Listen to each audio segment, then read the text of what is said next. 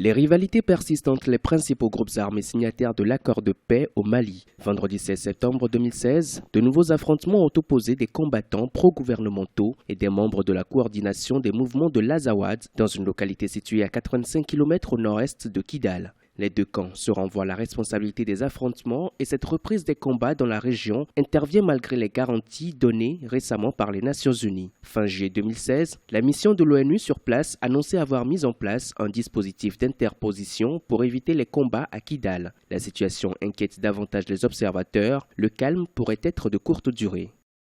Cette situation sécuritaire dans le nord du Mali est vraiment alarmante, d'autant plus que ce sont notamment c'est des situations de guerre fratricide. On se rend compte que cela coïncide évidemment avec l'entroi de la gouvernance du président Ideka. Et également, vous avez l'agenda politique. Il y a des élections qui sont prévues en novembre. Donc, toute la situation dans le nord finissent alors par renforcer le pouvoir de l'opposition qui demande alors un report de ces élections. Nous ne sommes pas encore loin de la paix que nous souhaiterons, malgré les accords que nous avions signés depuis juin 2015. La ville de Kidal est aujourd'hui sous le contrôle des ex-rebelles de la coordination des mouvements de l'Azawad. Mais au même moment, certains combattants du Gatia, l'autre mouvement pro-gouvernemental, originaires de la ville, veulent y retourner. La situation se complique, les rivalités tribales entre les groupes armés Touareg ne semblent pas favoriser un apaisement des tensions. Le respect du cessez-le-feu est aujourd'hui un défi majeur. Certains estiment que chacun des protagonistes doit prendre ses responsabilités.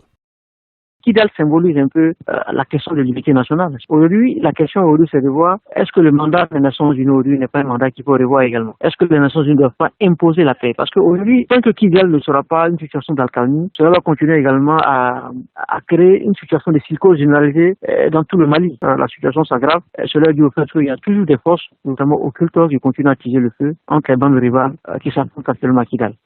Malgré la signature d'un accord de paix en 2015, le Mali reste divisé. Le nord du territoire est souvent le théâtre d'affrontements entre les différents groupes rivaux. L'accord d'Alger ne parvient toujours pas à mettre fin aux affrontements. Les Nations Unies et les forces maliennes tentent toujours de maîtriser le conflit pour éviter une escalade de ces violences. Les hostilités semblent avoir repris entre les deux groupes armés qui s'étaient déjà affrontés à plusieurs reprises, fin juillet puis début août 2016.